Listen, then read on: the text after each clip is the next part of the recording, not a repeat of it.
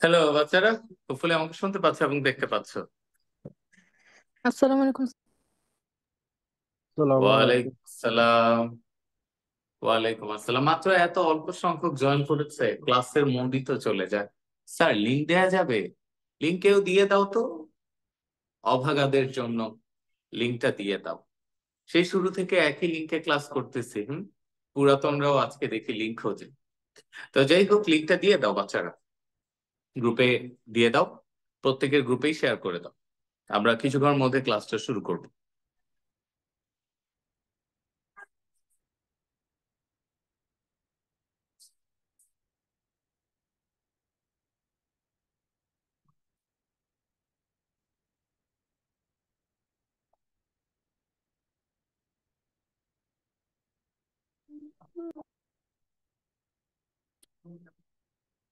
Alright, যারা যারা ক্লাসে জয়েন করেছে আমি দেখতে পাচ্ছি ক্লাসে ইফতিয়া, ফাহিম, ফারহান লাবি, ফারহানা, ফাতিমা, কানিজ, ফাতেমা, লাবণ্য, মেহেরিন, মুহিত, এমা, সিমিসিয়া, তাজিম আহমেদ, আয়ান, দেন হচ্ছে জারিয়াত, নিয়ন্তা, এরা জয়েন করেছে। হোপফুলি বাকিরা জয়েন করে ফেলবে, আমরা আমাদের ক্লাসটা শুরু করে দিই। ছেলেমেয়েরা, আমি তোমাদেরকে জানিয়েছিলাম যে আজকে আমরা টিস্যু অধ্যায়, টিস্যু টিস্যু তন্ত্র শুরু করব। তোমাদেরকে রক্ত সংবহন পড়াচ্ছিলাম, জুলজিকটা। তো ওই রক্ত সংবহন যার যেখানেই পড়াচ্ছে ওখান থেকে আমরা আবার সরাসরি যখন ক্লাস হবে জানুয়ারির 1 তারিখ থেকে, যার যার ব্যাচ অনুযায়ী আর কি, কারো 1 তারিখ, কারো 2 তারিখ, আহ তখন শুরু করব আমরা। কিন্তু তার আগে আমরা আজকে থেকে যে অনলাইন ক্লাস শুরু হলো, আমি তো আরো কয়েকটা নিব। ওই ক্লাসগুলোতে টিস্যু টিস্যু তন্ত্র অধ্যায়টা পড়াবো। তো তোমরা নিশ্চিত করে বোটানি খাতাটা নিয়ে রেডি হয়েছো, যারা হও নাই রেডি হয়ে যাও। আর আজকের ক্লাসে একটা ড্রয়িং করা লাগবে।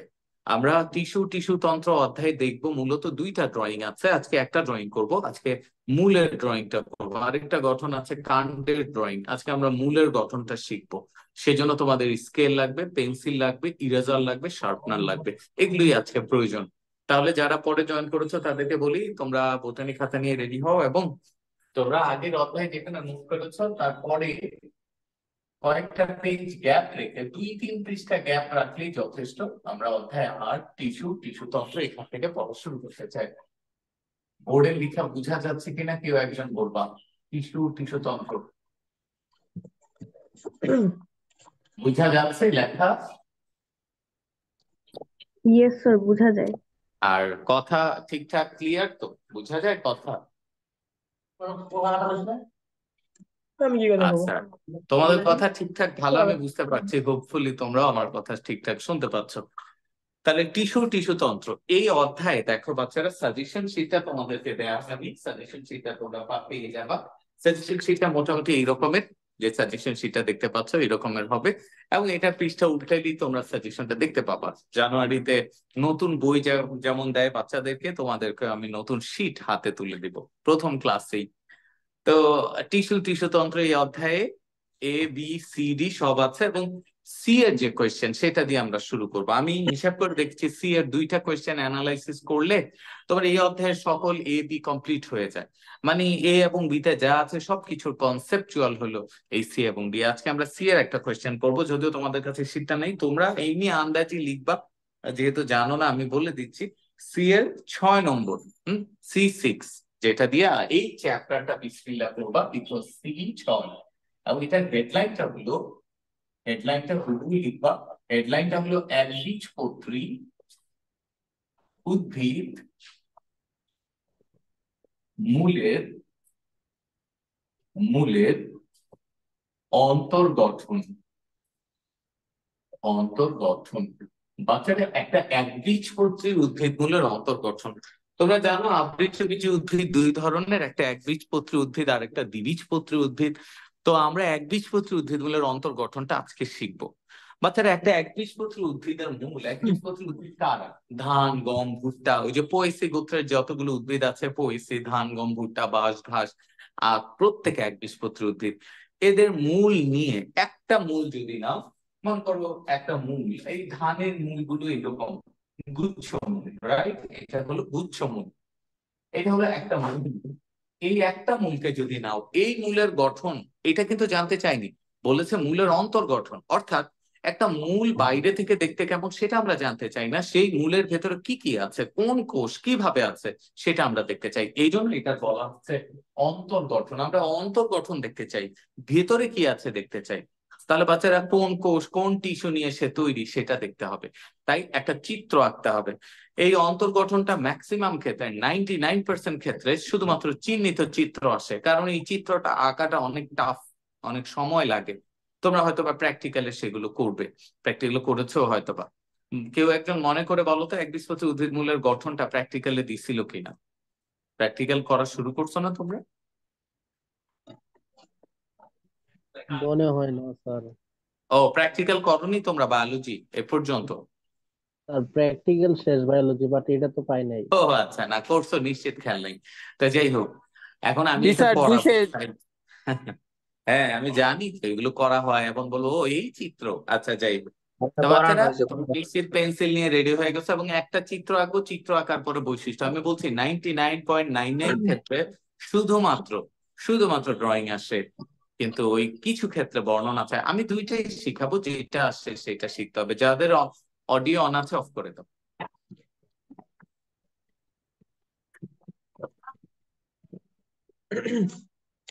এই হেডলাইনটা লেখার পরে তুমি উত্তরটা লিখে শুরু করবা উইদিন ব্র্যাকেটে।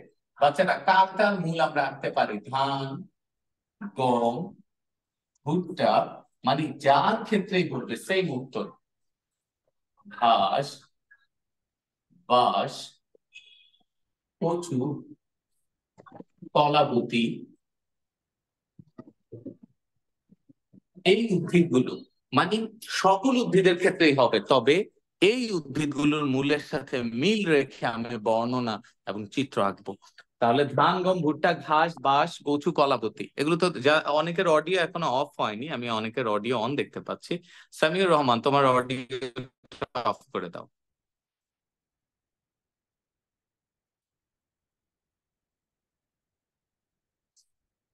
ছেলেমেয়েরা একটা চিত্র আঁকবো, এই পেজে পুরা পেজ লাগবে, পুরা পেজ।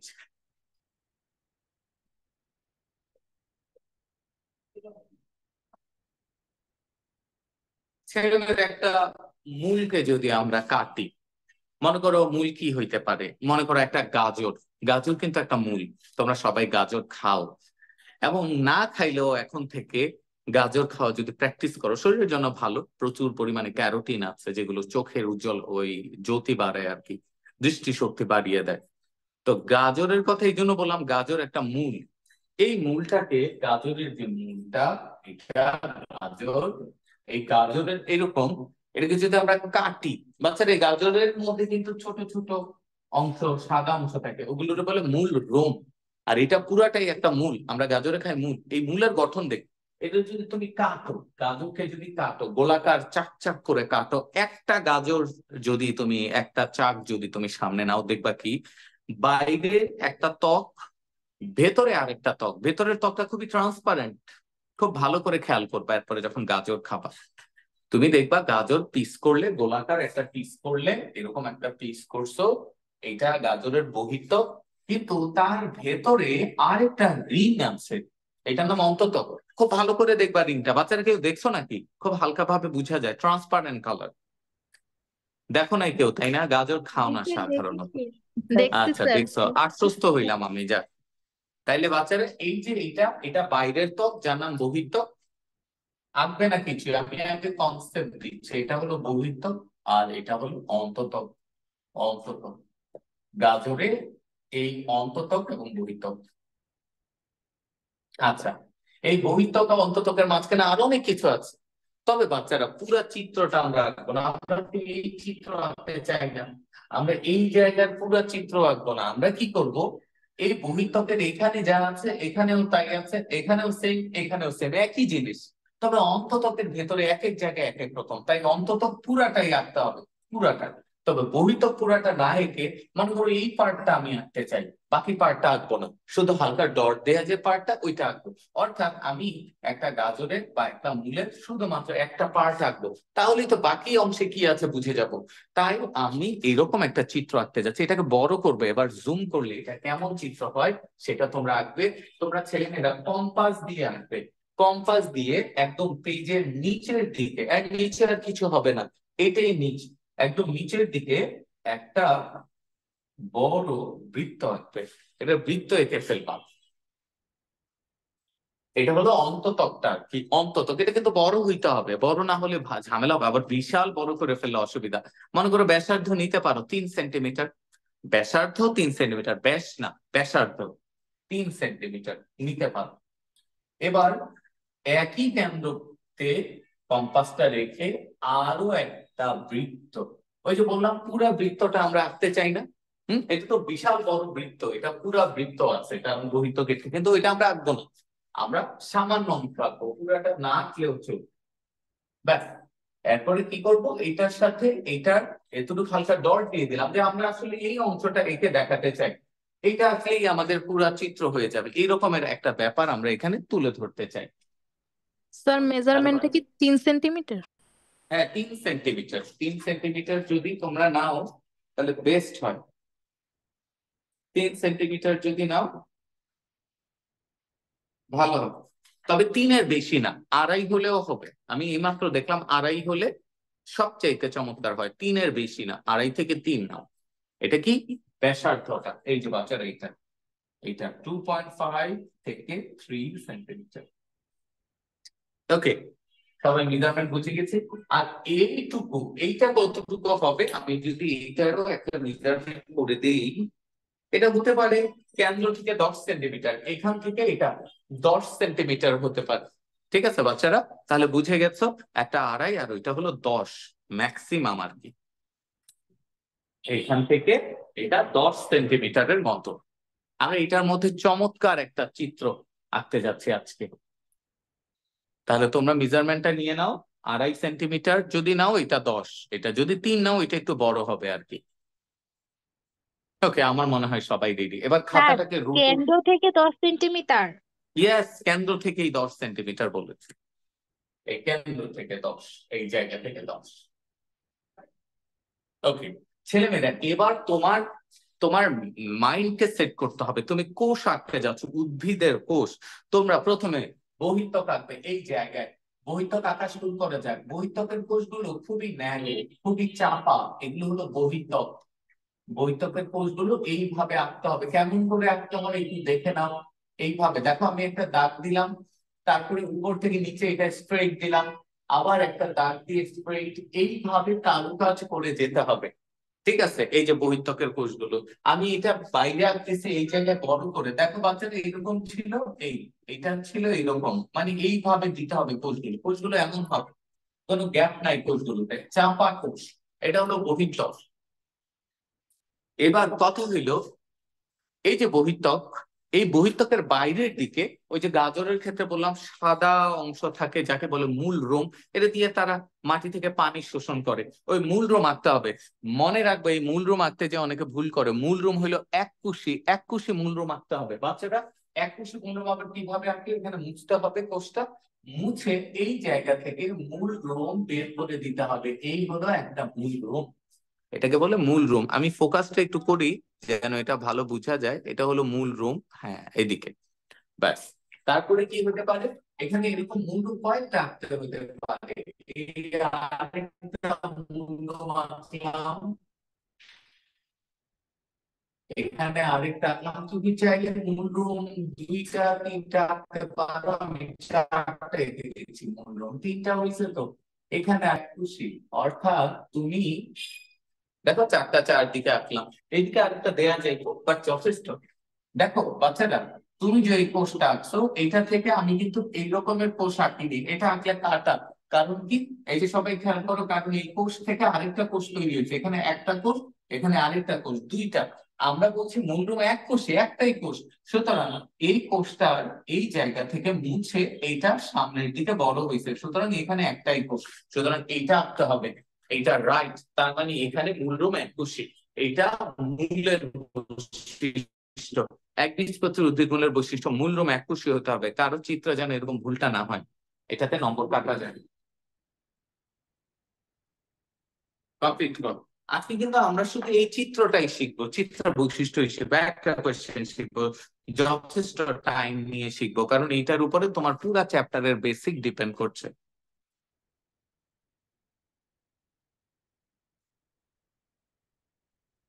মূলরূপ যেভাবে আঁকছো মানে বহিঃত্বক যেভাবে আঁকছো অন্ততক একই ভাবে আঁকতে হবে বাচ্চারা। এইটা হলো অন্ততক, ও অন্ততককে আঁকবে।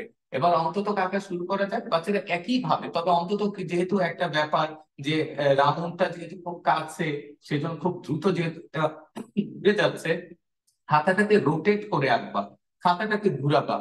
খাতা না, আমি তো এখন প্রবলেমে পড়ে গেছি, কারণ বোর্ড তো আর ঘুরানো যাবে না। তোমরা কিন্তু সহজ ভাবে আঁকতে পারবা, এটা আমারটা আঁকা টাফ হবে, আমার ঘাড় উপরে আঁকতে হবে। দেখো বাচ্চারা কেমন করে আঁকতে হচ্ছে কোষগুলো, বাইরের দিকে একটা কার্ভ, তারপরে হলো দাগ, বাইরের দিকে কার্ভ, দাগ, মানে বাইরে মানে এই দাগের বাইরের দিকে বুঝাচ্ছি। এই হলো অন্তত একটা রাউন্ড হবে।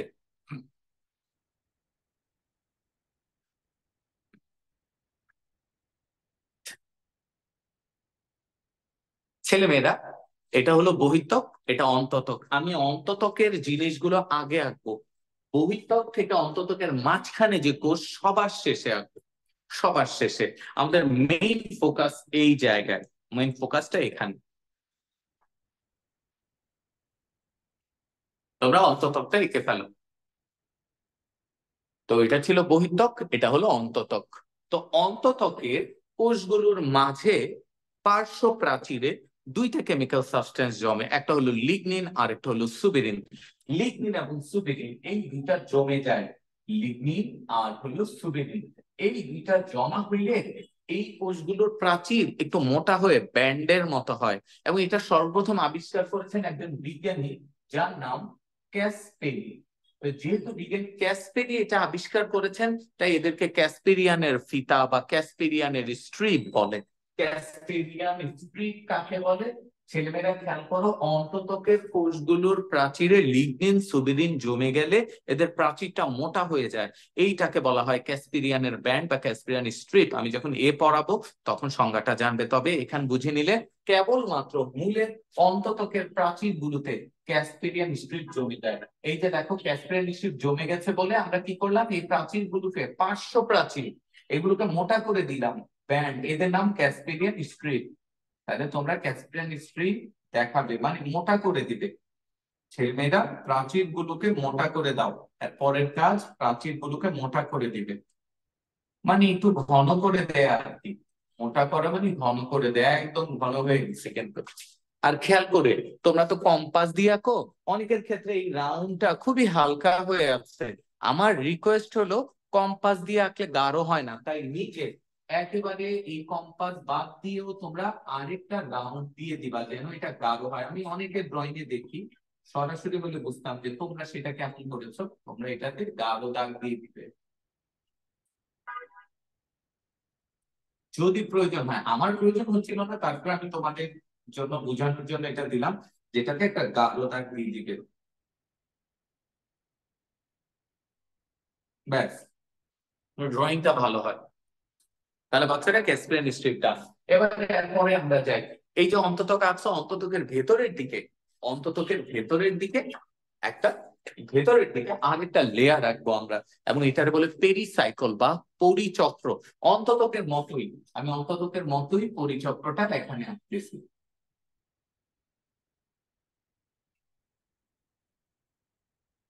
ছেলেমেয়েরা একই ভাবে খুব সূক্ষ্ম হবে এটা, খাতা ঘুরিয়ে ঘুরিয়ে এঁকে ফেলবে।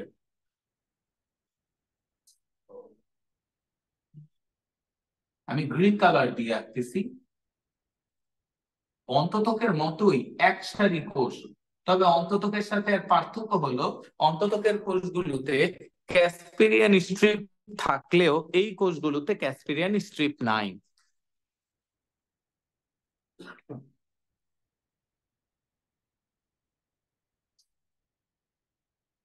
ওকে, তাহলে আজকে আমরা তিনটা জিনিস শিখেছি মূলত। বহিঃত্বক, বহিঃত্বকের উপরের দিকে মূল রোম এঁকেছি, তারপরে অন্ততক, অন্ততকের আরো ভেতরে পেরিসাইকেল বা পরিচক্র হলো জাইলেম ও ফ্লুয়েম। ছেলেমেয়েরা, জাইলেম ফ্লুয়েমের কথা তোমরা আগে শুনেছো।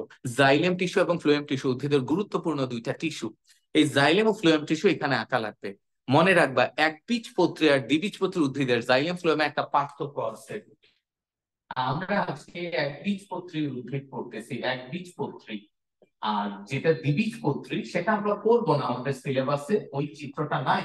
একবীজপত্রী যে মূল আর দ্বিবীজপত্রী যে মূল, এর মধ্যে বেসিক একটা পার্থক্য হলো একবীজপত্রী মূলে ভাস্কুলার বান্ডল অর্থাৎ জাইলেম ফ্লুয়েম এদের সংখ্যা 6 এর বেশি, 6 এর বেশি। আর দ্বিবীজপত্রী মূলে 2 থেকে 4টি, 2 থেকে 4 মানে 2 to 40। তাহলে দেখো 5টা কারো হইতে পারে না। একবীজপত্রী যদি মূল হয় সেখানে জাইলেমের সংখ্যাও হবে 6 এর বেশি। যতগুলা জাইলেম ততগুলা ফ্লোয়েম। জাইলেম আর ফ্লোয়েমকে একত্রে ভাস্কুলার বান্ডল বলে, সুতরাং আমাদের বলতে সুবিধা। ভাস্কুলার বান্ডলের সংখ্যা 6 এর বেশি, বা তারা 6 এর বেশি মানে কিন্তু 6 না, কমপক্ষে 7টা, কারো ক্ষেত্রে 8টা, কারো ক্ষেত্রে 9টা, কারো ক্ষেত্রে 10টা। Depends, plant to plant depend করে। আর দ্বিবীজপত্রী উদ্ভিদে কখনো একটা হইতে পারে না, 5টাও হইতে পারে না, 2টা, 3টা অথবা 4টা। এটা একটা পার্থক্য, পার্থক্য শিখতে হয়, কিন্তু চিত্র আঁকা লাগবে না। তাহলে একবীজপত্রী মূলে 6 এর বেশি, আমরা 6 এর বেশি জাইলেম আঁকবো, 6 এর বেশি ফ্লোয়েম, মানে আমি 7টা আঁকতে চাই। এইটাই তোমাদের দেখার বিষয়। দেখো এই জায়গায় আমি কোথায় কোথায় একদম মার্ক করে রাখি। বাচ্চারা, এই একটা জাইলেম, এর চেয়ে বড় একটা জাইলেম, এটা 3টা জাইলেম আমি আঁকছি। 3টা জাইলেম মিলে একটা জাইলেমে হয়েছে, মানে এখানে 3টা জাইলেম কোষ এঁকেছি, হয়েছে একটা জাইলেম টিস্যু। এটা একটা জাইলেম, এই পুরাটাকে একটা জাইলেমের গুচ্ছ বা জাইলেম বান্ডল বলে। একটা ছোট, এরপরে মাঝারো, বড়। বড়টা হবে কেন্দ্রের দিকে, অনেক নিয়ম আছে, অনেক নিয়ম। ছোটটা আঁকতে হবে বাইরের দিকে, বড়টা আঁকতে হবে কেন্দ্রের দিকে। বড়টাকে বলে মেটাজাইলেম, ছোটটা প্রোটোজাইলেম। এইভাবে আঁকবা, তবে এইরকম টোটাল আঁকবা 7টা। একটা গুচ্ছ হয়েছে, ছেলেমেয়েরা আরেকটা গুচ্ছ এখানে আঁকতে চায়, আরেকটা গুচ্ছ এখানে আঁকতে চায়, আরেকটা গুচ্ছ যদি এখানে আঁকি, আরো আঁকতে হবে একটা, 2টা, 1 2 3 4 5 6টা না 7টা আঁকতে হবে টোটাল। কিভাবে সম্ভব সেটা? এখানে একটা, এখানে একটা। দেখো আমি আনুমানিক ভাগ করলাম, 1টা 2টা 3টা 4টা 5টা 6টা 7টা। আঁকতে যে ডিস্টেন্স কম বেশি হতে পারে, তোমরা শুরু করে দাও। টোটাল 7টা আঁকতে হবে। ছোট, মাঝারো, সবচেয়ে বড়টা কেন্দ্রে। ছোট, মাঝারো, সবচেয়ে বড়টা কেন্দ্রে। ছোট, মাঝারো, সবচেয়ে বড়টা কেন্দ্রে। ছোট, মাঝারো, সবচেয়ে বড়টা কেন্দ্রের দিকে। আর একটা আঁকলে হবে ছোট, মাঝারো। দেখো আমি যে সকল জায়গায় আগে পয়েন্ট করেছিলাম সেখানে কিন্তু আঁকিনি, পাশে আঁকছি, মানে আঁকতে যে মনে হলো ওখানে আঁকতে ভালো। 1 2 3 4 5 ও 6টা হয়েছে, হয়নি কিন্তু। দেখো আমি 6টা আঁকছি, ভুল। 6টা আঁকলে হবে না, তোমার চিত্র যতই পারফেক্ট হোক। আমার চিত্র এখানে চমৎকার হয়েছে, আমি নিজেকে নিজে মার্কস রিকমেন্ডেশন করতেছি, খুব ভালো হয়েছে, প্রশংসা করতেছি, কিন্তু আলটিমেটলি পাবো 0, কারণ জাইলেম সংখ্যা 6 এর বেশি হতে হবে। তাহলে এখানে কি করতে হবে? ম্যানেজ করতে হবে। আমি আগে দাগ দিছিলাম ঠিকই, কিন্তু আঁকতে যে কম চাপাইছি, এখানে আঁকবো, মুছবো, মুছে এবার আঁকবো। দেখো কি করতে পারি, এখানে একটা আঁকি, ভালো হয়েছিল চিত্রটা, 2টা, কিন্তু কিছুই করার নাই। এবার 1টা 2টা হয়েছে, এবং এখানে 1টা 2টা, এবং আঁকতেই হবে। এদিকে চাপা হয়েছে, নো প্রবলেম। 1 2 3 4 5 6 7টা, 7টা কিন্তু দেখাতে সমর্থ হলাম। তাহলে বাচ্চারা এইভাবে তোমরা 7টা এঁকে ফেলবেন, টোটাল 7টা হবে। 8টা দিতে পারো, কারো যদি মনে হয় যে স্যার আমার তো ভালো লাগতেছে, আমি 8টা দিতে চাই, নো প্রবলেম।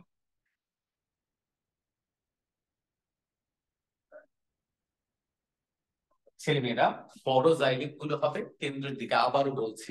এখন তুমি পেন্সিল দিয়ে আঁকতেছো, আমি কালার পেন দিয়ে আঁকতেছি, সুতরাং আমারটা ক্লিয়ার হবেই। পেন্সিল দিয়ে আঁকলে কিছুক্ষণ পরে জাইলেম আর বোঝা যাবে না। তাই তুমি যে জাইলেম গুলো আঁকছো এগুলোকে মোটা কালিতে আঁকো। বাচ্চারা, মোটা কালি মানে পেন্সিল বারবার ঘুরাও, মানে এদের এই যে মেটাজাইলেম যেটা আঁকছো মাথাটাকে ঘুরিয়ে দাও, মানে কয়েকবার করে কয়েকটা দাগ দিয়ে দাও, তাহলে এগুলো গাঢ় হবে। দেখো আমার গাঢ় করা লাগতেছে না, তোমাদের লাগবে। আর সেই জন্য আমি বলি কি, তোমরা পেন্সিল ইউজ করবা। পেন্সিল কিন্তু অনেক রকমের, অনেকেই জানতে না, আজকে ভালো করে জেনে রাখো। তোমার হাতের যে পেন্সিলটা, ওইটার গায়ে কি লেখা আছে? হয় HB, না হলে 2B। এখানে কার কার 2B পেন্সিল? আওয়াজ দাও। স্যার স্যার আমার আমার টু বি। টুবি অনেকের স্যার আমার 2B। আর স্যার বাকিদের HB। কেউ কেউ কি 4B দিয়ে লিখতেছো? এখানে কি এমন কেউ আছো যে 4B দিয়ে লিখছো? স্যার 4B 2B দুটাই ইউজ করতেছি। আমারটা ডার্ক প্লাস। ডার্ক স্যার টু ক্লাসের বি দরকার এইচবি নাই, শোনো দুইটাই খোকারা। করতেছি। 2B দিয়ে ড্রয়িং করবা। জেনারেলি যে কোনো ড্রয়িং 2B দিয়ে করবা। সুতরাং তুমি এরপরে যখন বাজার থেকে পেন্সিল কিনবা, দেখবা ওইটা 2B কিনা। কথা ক্লিয়ার? পেন্সিল তো তোমার একটা ধরাই দিয়ে দেয়, ফেভার ফেজেল ভালো একটা পেন্সিল দিয়ে দেয়, বা অন্য একটা পেন্সিল, কিন্তু সেটা আবার কোন গ্রেডের, HB না 2B, দাম তো প্রায় একই রকম। তাহলে 2Bটা নেওয়াই ভালো। 2B স্মুথ, শাইনি, মানে অনেক ব্রাইট থাকে, এটা কালারটা ভালো, স্মুথ হয়, মেইন কথা এটা। আবার অনেকে HB পছন্দ করে, আমি দুইটাই রাখতে বলি, HB 2B। এখন বাচ্চারা HB সুবিধা কি, তুমি সব দিকে HB দিয়েই আঁকবা, HBটা স্ট্রেট থাকে, মানে আঁকা বাঁকা হয় কম। তো যখন তুমি স্ট্রেট চিত্রগুলো আঁকবা তখন HB ইউজ করা ভালো। কার্ভ যখন করবা 2B ভালো, আস্তে আস্তে শিখে যাবে। আজকে তো জানলা, তো পুরা চিত্রটাই আঁকতে পারো তুমি HB দিয়ে, কিন্তু এগুলো 2B দিয়ে আঁকতে পারো, বা তোমার একটা 4B থাকলে এগুলো কালার করে দিতে পারো, মানে গাঢ় করার জন্য। ওকে, অনেক কিছু শিখলাম। আই হোপ তোমরা অনেক কিছু দিতে পেরেছো। বাচ্চারা, ছোট জাইলেমের নাম প্রোটোজাইলেম, বড়গুলো মেটাজাইলেম, মেটাগুলো কেন্দ্রের দিকে থাকে, এটাও একটা বৈশিষ্ট্য। এবার দেখো, যতগুলো জাইলেম আঁকছো ততগুলো ফ্লোয়েম আঁকতে হবে। বাচ্চারা, যত জাইলেম তত ফ্লোয়েম। ফ্লোয়েম কিভাবে আঁকবো? দুইটা জাইলেমের মাঝখানে ফ্লোয়েম হবে, জাইলেমের মাঝে ফ্লোয়েম। এবং এই ফ্লোয়েম গুলো হলো পঞ্চভুজ বা ষড়ভুজ আকৃতির কোষ, এবং তার ভিতরে প্রচুর পরিমাণে ক্লোরোফিল ডট ডট দিয়ে দিব। একটা ফ্লোয়েম এঁকেছি, খেয়াল করে নাও ফ্লোয়েম গুলো কিভাবে আঁকতে হয়েছে। আমি আবার আঁকি এখানে। এই এই হলো ফ্লোয়েম কোষ, এই ফ্লোয়েম। আমি প্রত্যেকটা জায়গায় সমান সংখ্যক কোষ নাও দিতে পারি, এখানে 3টা দিচ্ছে, ওখানে 4টা, যেখানে যেমন জায়গা আছে। পঞ্চভুজ বা চতুর্ভুজ আকৃতির এরকম কতগুলো কোষ দিবা, এবং ভেতরে প্রচুর পরিমাণে ডট ডট দিয়ে দিবা। এটা কাজ আছে। আচ্ছা, ডট কেন দিলাম এটার অবশ্যই ব্যাখ্যা কিছুক্ষণ পরে পাবা। যথেষ্ট ঘন করে দাও এগুলোকে, কারণ কিছুক্ষণ পরে আমরা এখানে আরো অন্যান্য কোষও আঁকবো। সেই কোষগুলোর ভিড়ে এই ফ্লোয়েম গুলো না হলে হারিয়ে যাবে। ছেলেমেয়েরা, জাইলেম এবং ফ্লোয়েম আমরা উভয়টাই এখানে 7টা করে দিয়েছি, অর্থাৎ এখানে ভাস্কুলার বান্ডল হলো 7টা। তাহলে যতগুলো জাইলেম দিলাম ততগুলো ফ্লোয়েম। আই হোপ তোমরা বিভিন্ন কালার ইউজ করায় তোমরা ব্যাপারটা ধরতে পারছো, জাইলেম কোনটা ফ্লোয়েম কোনটা। এবার এই পুরা জায়গায় মজ্জা দিব, মজ্জা। অনেকে বলে না আসল মজা ভেতরে, আমাদেরটাও কিন্তু তাই। এখন আমরা মজা মানে ডবল জ আছে, মজ্জা।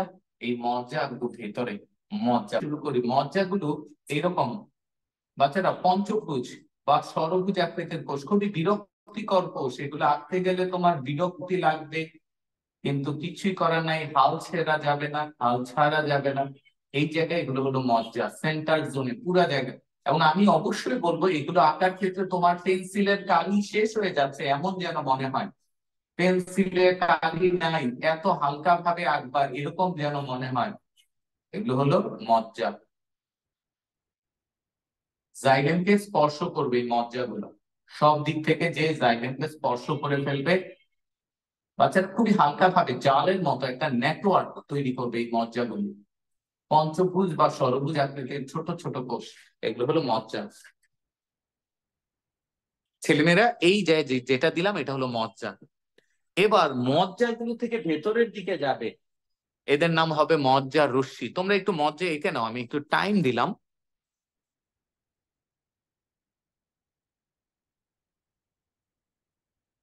এখন বলো তো, এরকমের একটা চিত্র কি তোমরা আঁকছো প্র্যাকটিক্যালে? কিছু মনে পড়ে? জি স্যার, এঁকেছি। স্যার জি স্যার, আঁকছি তখন তো অনেকে ছাপ দিয়ে আঁকছো, কি আঁকছো কিছুই বোঝো না, এখন বুঝে বুঝে আঁকছো। দোকান থেকে করাইছি স্যার। ওরে চমৎকার, এইসব কথা আর বইলো না, পরে ধরবো।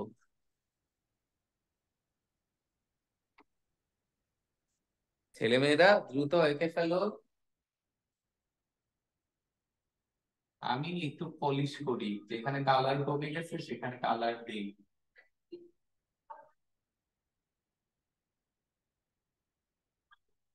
এগুলোর নাম মজ্জা। এবং এই চ্যাপ্টারে দুইটা চিত্র আছে, দুইটা চিত্রই বিরক্তিকর, কিন্তু বিরক্ত হলেও কিছুই করার নাই। অনেকের মনে হয় অনেক পছন্দ হবে, অনেকে আজকে সারা রাত ধরে কয়েকবার মূল আঁকবে, মনে হবে ঘুম আসতেছে না মূল আঁকি, আমার খাইতে ভালো লাগতেছে না আমরা মূলের অন্তর্গঠন আঁকি। এইভাবে কিন্তু তোমরা এই চিত্রটাতে হ্যাবিচুয়েট হয়ে যেতে পারো এবং ভালো লাগা কাজ করতে পারে। বাচ্চারা এবার শোনো, মজ্জা আঁকা শেষ। এই যে খালি জায়গাগুলা জাইলেম এবং ফ্লোয়েমের মাঝে, অনেকে কিন্তু এটা মিস করবে এবং পরে বলবে স্যার বুঝি নাই, আরেকবার বলেন। আমি আরেকবার বলতে চাই না, এখনই বুঝে নাও। এই জাইলেম ফ্লোয়েমের মাঝখানেও কিছু মজ্জা ঢুকে যাবে, এদেরকে মজ্জা রশ্মি বলবো, এদেরকে মজ্জা বলবো না। এরা রশ্মির মতো, সূর্যের আলো যেভাবে চারপাশে ছড়িয়ে যায় এরা এরকম বিকিরণের মতো ছড়িয়ে যাবে, এদের নাম মজ্জা রশ্মি। বাচ্চারা মজ্জা রশ্মি আঁকা একই রকম, তবে এদের পজিশনের কারণে এদেরকে মজ্জা রশ্মি বলবো। তাহলে মজ্জা হলো সেন্টার জোনটা, আর এই যে ভেতরে যে কোষগুলো আঁকতেছি এখন যেগুলো আঁকলাম এরা মজ্জা রশ্মি। তাহলে বাচ্চারা প্রত্যেকটা জায়গায় এই যে এখন যেটা আঁকলাম মজ্জা রশ্মি, এই যে আরো মজ্জা রশ্মি আঁকলাম, এটা মজ্জা, এটাও মজ্জা ধরে নিলাম, কিন্তু ভেতরে যখন আঁকবো একটু ভেতরের দিকে এরা মজ্জা রশ্মি। তাহলে জাইলেম ফ্লোয়েমের মাঝখানে এই ছোট গলিতে যারা ঢুকলো এদেরকে আমরা মজ্জা রশ্মি বলবো। এগুলো জালের মতো, বললাম না, এমন যেন মনে হয় যে তোমার পেন্সিলের কালি ফুলিয়ে গেছে, এরকম যেন মনে হয়। এরা হলো মজ্জা রশ্মি।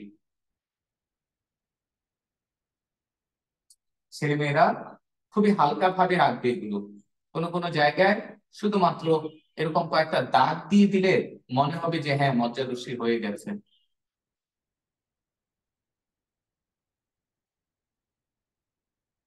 মজ্জা এবং মজ্জা রশ্মি ডান। এখন আমার চিত্রে স্পষ্টত জাইলেম কাউন্ট করা যাচ্ছে, জল জল করতেছে, কিন্তু তোমার চিত্রে জাইলেম নিশ্চিত হারাই গেছে, ফ্লুয়েমও হারাই গেছে। জাইলেম ফ্লুয়েম যেন না হারায় তাই কিন্তু আমি বলে দিছি ফ্লুয়েমের মধ্যে হালকা ডট ডট দিয়ে নিতে হবে, জাইলেমের মধ্যে এরকম। এবং তুমি যখন জেনুইনলি একটা চিত্র মাইক্রোস্কোপে দেখবা এক্স্যাক্টলি এরকম মনে হবে। হয়তো বা সময়ের স্বল্পতার কারণে কলেজে তোমাকে এখনো দেখায়নি, তোমাকে কিন্তু ডেফিনেটলি স্যার দেখাবে, বোর্ড পরীক্ষায় আঁকতে হবে। দেখাইছে তোমাদের? না স্যার স্যার। দেখাইছে? মজ্জা No, sir. স্যার মজ্জা স্যার মজ্জাগুলো কি স্যার এই চতুর্ভুজ আকৃতির আঁকলে স্যার হবে না? হবে হবে, চতুর্ভুজ পঞ্চভুজ, আমার তো কোনো কোনোটা চতুর্ভুজ হয়ে গেছে, চতুর্ভুজ ত্রিভুজ পঞ্চভুজ ষড়ভুজ সব মিলে আঁকো। আমাদের কাজ শেষ, 90% ডান। এবার মিষ্টি মুখের পালা। মিষ্টি মুখ অর্থাৎ রসগোল্লা আঁকার পালা। এই পুরা জায়গাটা অনেকে ভয় পাচ্ছে যে এতটুকু আঁকতে এত টাইম লাগলো, বাকিটা আঁকতে কত সময় লাগবে। বাকিটা আঁকা খুব ইজি, সময় লাগতে পারে, খুব ইজি। তোমরা যখন হৃৎপিণ্ড আঁকছিলা বাচ্চারা, একটা হৃৎপিণ্ড আমি 50 মিনিট ধরে আঁকছি, অথচ আমি হৃৎপিণ্ড পরে তোমাকে আঁকা দেখে হৃৎপিণ্ড আঁকি। ঠিক তেমনি তোমাদের যদি এইটা তুমি যদি চ্যালেঞ্জ নাও স্যার কয় মিনিটে আঁকবেন, আমি 2 মিনিটে আঁকবো এটা। তাহলে এই যে এত দ্রুত আঁকা যায়, তোমাকে আজকে আমি বুঝাচ্ছি, প্রত্যেকটা দাগ দেওয়ার আগে ব্যাখ্যা করছি, তাই এক্সামে এত সময় লাগবে তা না। আর আমি তো আগেই বলেছি এটা আসলে তোমার গতে আর কিচ্ছু আসে না, শুধু এই চিত্র আর গতে একটা পার্থক্য চায়। এইভাবে আমরা ব্যালেন্স করে দেই, তো তোমার তো টেনশনের কিছু নাই। তাই শিখতে হবে। অনেকের কাছে এটা খুবই জটিল মনে হবে, বাট তোমার কাছে এটা জটিল মনে হওয়ার কথা না। মামুন স্যার স্টুডেন্টদের কাছে কোনো চিত্র জটিল হবে না, প্র্যাকটিস করা লাগবে। এবার মিষ্টি মুখের পালা। বাচ্চারা এই জায়গা থেকে এই পর্যন্ত গোল্লা গোল্লা কোষ, এবং এই গোল্লাগুলো আমরা দিব প্রথমে ছোট ছোট রসগোল্লা আঁকবো, ছোট ছোট ছোট ছোট রসগোল্লা এঁকে দিবা। বেশি ছোট আঁকলে আবার প্রবলেম, আঁকতে বেশি টাইম লাগবে। আমরা একটা মিনিমাম সাইজের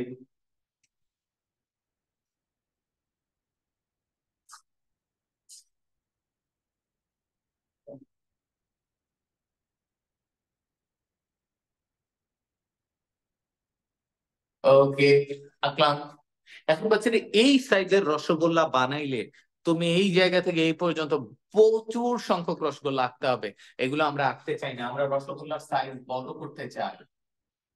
বড় করলাম, আরো বড় দিলাম, আরো বড়। যারা ফাঁকিবাজ তারা আরো বড় দিবে, বাট আমরা এত ফাঁকিবাজ না, আমরা মিনিমাম এরকম দিতে চায়, তাহলে বাচ্চারা বড় বড় রসগোল্লা এঁকে কিন্তু এই জায়গাটা ফিল আপ করা যায়।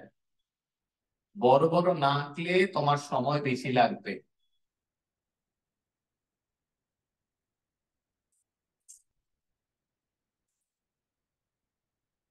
ছেলেমেয়েরা এইগুলো এঁকে নিলাম, আর সাইডে আমরা বেশি কোষ আঁকবো না, তবে এই যে হালকা ডট দিলাম ওই ডট পর্যন্ত কোষ রাখবো।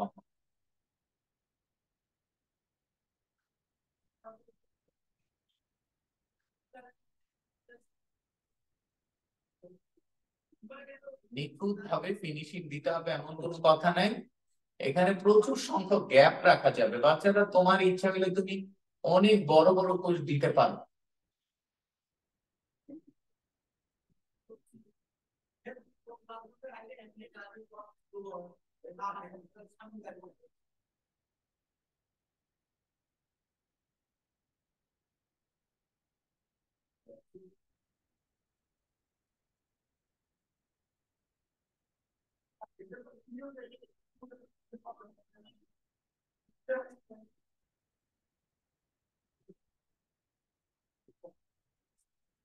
ছেলেমেয়েরা অনেক বড় বড় রডগুলো আমরা আঁকলাম, তবে একটা কাজ আমি করেছি, যেটা হলো কি ওই দাগের বাইরেও অনেকগুলো কোষ এঁকেছি। ছেলেমেয়েরা দাগের বাইরে যে কোষ আঁকলাম সেগুলো থাকবে না, এগুলো আঁকার পরে জাস্ট ওয়েট কর। এই যে এগুলো আঁকার পরে আমরা এই জায়গায় স্কেল ধরে যতটুকু দাগ আমি দিছিলাম তার বাইরে যে কোষগুলো আছে এগুলো মুছে দিলাম। আবার একইভাবে এখানে স্কেল ধরে যতটুকু দাগের বাইরে আছে সেটা মুছে দিলাম। তাহলে আমরা দাগের বাইরে যতটুকু ছিল সেটা যদি এভাবে মুছে দেই, তাহলে আলটিমেটলি আমাদের চিত্রটা হয় এমন, এবং পারফেক্ট একটা মূলের চিত্র যেটা তোমার বইতে আছে একইভাবে এই চিত্রটাই কিন্তু আছে। এবং আমার মনে হচ্ছে এখানে এই যে এইটা এই পুরাটা আমি মুছে দিলে আরো চিত্রটা বেটার হবে, এবং আমি সেটাই করলাম এবং আরো বেটার। দেখো বাচ্চারা, তোমার বইতে এরকমই একটা চিত্র আছে। এখন তো বুঝছো এই সাইড গুলো কেন কাটা ছিল। অনেকে আপনার এই যে এখন বললা কোথা থেকে আঁকছো, এই সাইড গুলো কেন কাটা, কারণ কি এই চিত্র পুরাটা, এই পুরা চিত্র তো তোমার আঁকা লাগে নাই, তাই আমরা মাইক্রোস্কোপে যতটুকু দেখতেছি এটা হলো চিত্র। এটা একবীজপত্রী উদ্ভিদ মূলের চিত্র।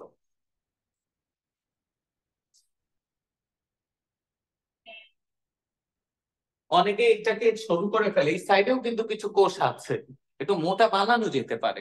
এবার আমরা লেভেলিং করবো, আমি 1 মিনিট টাইম দিচ্ছি, তোমরা এই চিত্রটা রেডি করো, এরপর লেভেলিং করবে।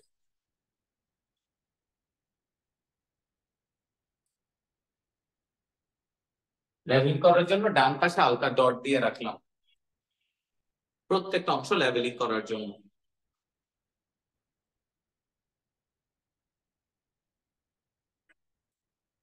যার যে চিত্রটা আঁকছো সেই চিত্রটা আজকে ফটো তুলে 10টার মধ্যে গ্রুপে আপলোড দিবে, যার যার গ্রুপে না, অল গ্রুপে। এখন থেকে অনলাইন ক্লাসগুলোতে যার যার গ্রুপে কোনো আলোচনা নাই।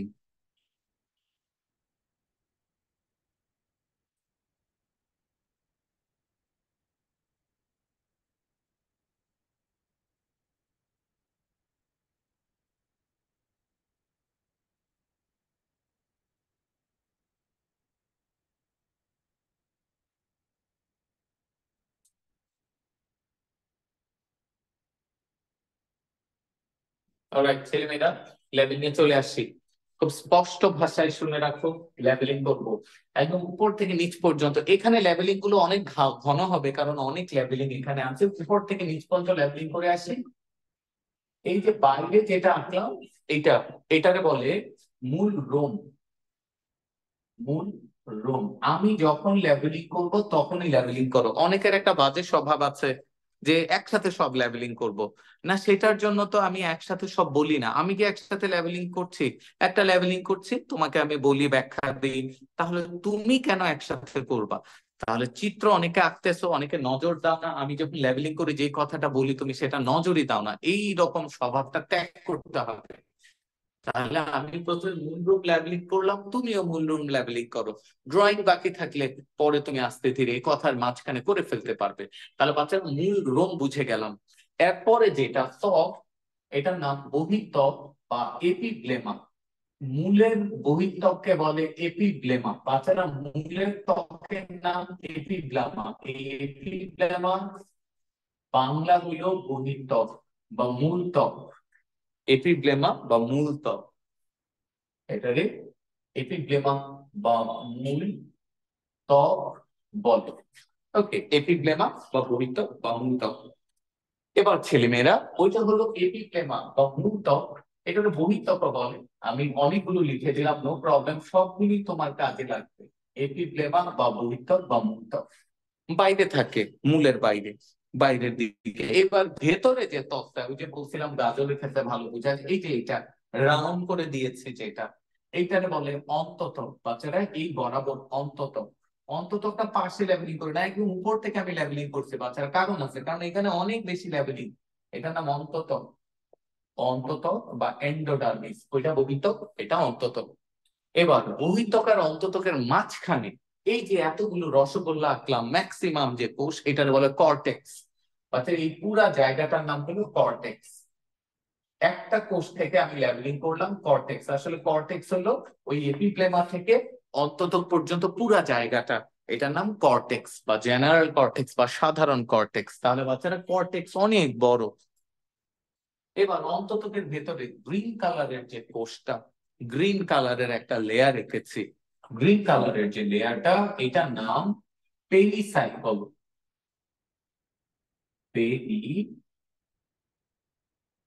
পেরিসাইকল এর বাংলা পরিচক্র। পেরিসাইকল বা পরিচক্র দুইটাই কাজে লাগবে, পেরিসাইকল বা পরিচক্র। পেরিসাইকল বা পরিচক্র। ছেলেমেয়েরা, তারপরে এখানে জাইলেম ফ্লোয়েম লেবেলিং করা যায়। দেখো, জাইলেমের মধ্যে একটা ছোট আর একটা বড়। যেটা ছোট, এটার নাম প্রোটোজাইলেম। যেটা বড়, এটার নাম মেটাজাইলেম। তাহলে আমরা প্রোটোজাইলেম, যেটা ছোট জাইলেম, যেটা মোটা জাইলেম, বড় জাইলেম, বড় গর্ত, এটাকে বলে মেটাজাইলেম। তাহলে কিন্তু তুমি আজকে আরো শিখলে যে জাইলেম বড় গর্ত বিশিষ্ট হয়, জাইলেম ছোট গর্ত বিশিষ্ট হয়।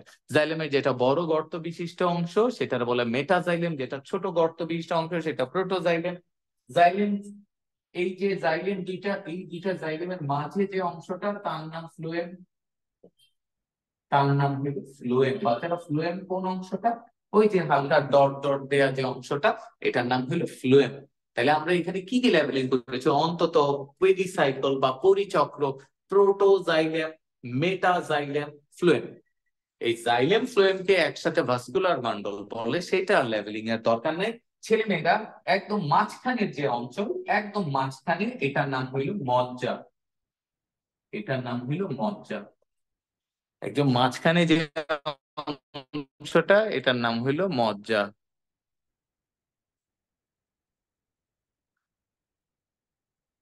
ওকে, ছেলেমেয়েরা, একদম মাঝে যে অঞ্চলটা, সেটা হলো মজ্জা। এবং এই যে জাইলেম এবং ফ্লোয়েমের মাঝখানে যে অংশগুলো ঢুকে গেছে মজ্জার মতোই, এদেরকে কি বলে বলতো? কেউ জানি না? চমৎকার, মজ্জা রশ্মি। মজ্জা রশ্মি না?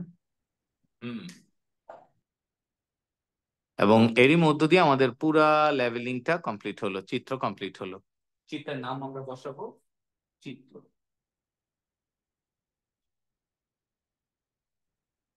একবীজ, উদ্ভিদ, উদ্ভিদ মূলের অন্তর গঠন। একবীজপত্রী উদ্ভিদ মূলের অন্তর গঠন। একবীজপত্রী উদ্ভিদ মূলের অন্তর গঠন। কারো কোনো কনফিউশন, কোনো কোয়েশ্চেন থাকলে বলবে। স্যার, মজ্জা ও মজ্জা রশ্মির পার্থক্যটা স্যার একটু বলে দিলে স্যার ভালো হতো। আমি জানতাম, আমি জানতাম কেউ না কেউ সেই কোয়েশ্চেনটা করবে, তাতে অসুবিধা নেই, আমি তো আছি বলার জন্য। মজ্জা হলো মাঝখানের অংশটা, আর মজ্জা রশ্মি যেটা গলিতে ঢুকেছে, তাহলে গতিতে ঢুকেছে, মজ্জা রশ্মি একই ভাবে আঁকবা, কিন্তু কোথায় বসছে তার উপর ডিপেন্ড করে তার নাম। তাইলে জাইলেম ফ্লোয়েমের মাঝখানে যতটুকু মজ্জা তার নাম মজ্জা রশ্মি। এবার কি ক্লিয়ার? Okay sir. তাহলে জাইলেম আকার ফ্লোয়েমের আকার তো মাঝখানে, স্যার একই। হ্যাঁ হ্যাঁ কোনটা? এটা তো স্যার একই ভাবে আঁকবো স্যার, যেটুকু হ্যাঁ স্যার হ্যাঁ মাঝে। সেম আঁকবা, বুঝছো? শুধুমাত্র ও জাইলেম ফ্লোয়েমের মাঝখানে ঢুকে গেছে বলে ওই মজ্জাকে মজ্জা রশ্মি বলে আর কি। ওকে ছেলেমেয়েরা, আজকে শেষ অংশটুকু। এই চিত্রটা আঁকলে 3-এ 3 পাবা। তবে এটা যে একবীজপত্রী উদ্ভিদের মূল, এই হেডলাইনটা দিলে 1 পাবা। হেডলাইন তো আমি এখানে দিছি। তুমি এক্সামে আসলে বলবো উদ্দীপকের অংশটি একবীজপত্রী উদ্ভিদের মূল, আর চিত্র আঁকলে কিন্তু 2 মাত্র। মাঝে মাঝে এটা শনাক্তকারী বৈশিষ্ট্য চায়, যেটা এখন আমরা লিখবো, এবং তোমরা কিন্তু প্র্যাকটিক্যালি সেই শনাক্তকারী বৈশিষ্ট্য লিখছো।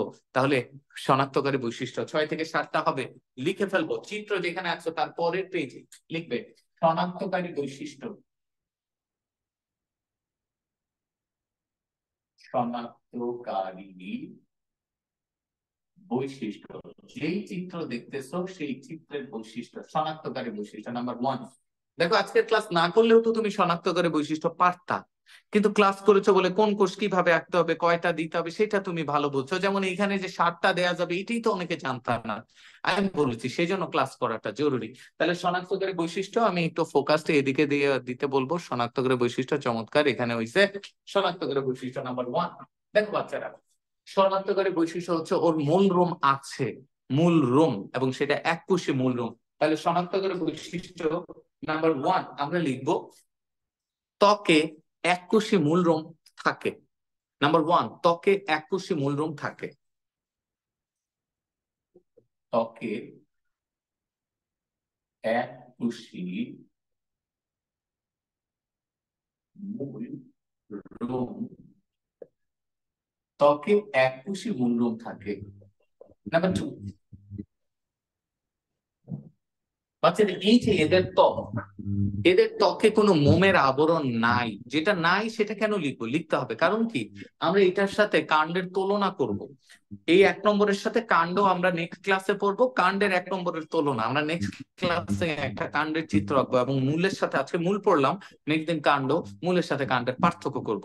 সেই জন্য আমার দরকার কাণ্ডে, বাচ্চারা কাণ্ড বুঝো তো, মানে যেটা মাটির উপরে থাকে সেটার মধ্যে মোমের একটা আবরণ থাকে, কাণ্ডে থাকে, পাতায় থাকে, কারণ বাইরের পরিবেশের খারাপ এনভায়রনমেন্ট থেকে তাকে রক্ষা করতে হয়। একটা মোমের আবরণ তার মধ্যে থাকে, খুবই পাতলা, এটাকে কিউটিকল বলে। মূলে কিন্তু সেই কিউটিকলটা নাই। তাহলে এখানে আমরা লিখবো ত্বকে কিউটিকল থাকে না, মানে ত্বকে যে কিউটিকল থাকে না এইটাই তার একটা বৈশিষ্ট্য, শনাক্তকারী। তাই লিখবো ত্বকে কিউটিকল অনুপস্থিত। আমরা এর পরের দিন আমরা যে ত্বকে কিউটিকল থাকে সেটা কাণ্ড একে বুঝাবো। তাহলে ত্বকে কিউটিকল অনুপস্থিত বা থাকে না। ছেলেমেয়েরা এরপরে ভেতরের দিকে আসি। টোটাল উদ্ভিদের ত্বক 3টা, একটা হলো বহিঃত্বক, একটা হলো অন্তত্বক, আর বহিঃত্বক অন্তত্বকের মাঝে থাকে অধোত্বক।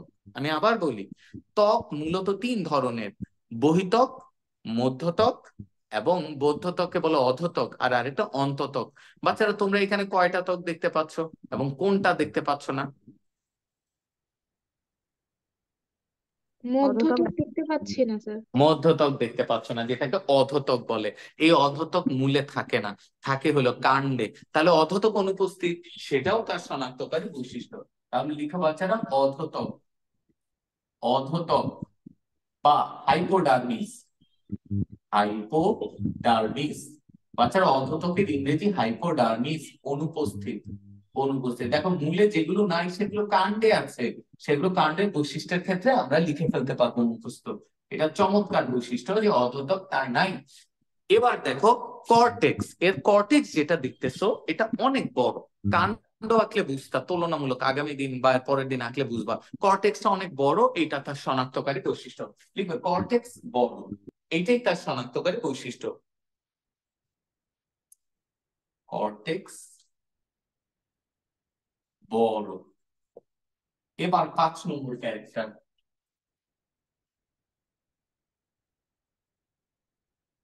বাচ্চারা 5 নম্বর ক্যারেক্টার হলো এর এই যে অন্তত্বক। বাচ্চারা এই যে কাণ্ডের ক্ষেত্রে বলছিলাম টোটাল তত্ত্ব তিনটা, বহিত্বক, অধোতক, অন্ততক। এখানে আছে বহিত্বক আর অন্ততক, অধোতকটা নাই। আর কাণ্ডের ক্ষেত্রে বহিত্বক আর অধোতক আছে, অন্ততকটা নাই। অর্থাৎ এই যে অন্ততক আছে কাণ্ডে কিন্তু সেটা নাই, তাহলে অন্ততক আছে, এটাও তার শনাক্তকারী বৈশিষ্ট্য, অন্ততক আছে। তাহলে আমরা লিখবো অন্ততক আছে বা উপস্থিত, অন্ততক উপস্থিত, অন্ততক উপস্থিত। নেক্সট 6 নম্বর, এই যে বাচ্চারা পেরিসাইকেল, পেরিসাইকেলটা এক স্তর বিশিষ্ট। পেরিসাইকেল অনেক ক্ষেত্রে 2 স্তরের হয়, এখানে পেরিসাইকেল আছে এবং সেটা এক স্তর বিশিষ্ট। তো পেরিসাইকেল এক স্তর বিশিষ্ট, এইটাই তার শনাক্তকারী বৈশিষ্ট্য। এবার নাম্বার 7, আমরা অনেকগুলো শিখতেছি, এক্সামে তো 6টা লিখলেই যথেষ্ট, আমি অনেকগুলা লিখাচ্ছি, যে কোনো 6টা দিবা, বাট বাচ্চারা এমসিকিউর জন্য এগুলো সবগুলো জরুরি। পেরিসাইকেল এক স্তর বিশিষ্টটা। এবার 7, ভেরি ভেরি ইম্পর্টেন্ট, এমসিকিউ মূলত এই নাম্বারটা থেকে আসছে। ভাস্কুলার বান্ডল কয়টা, এবং ভাস্কুলার বান্ডলের একটা প্যাটার্ন আছে।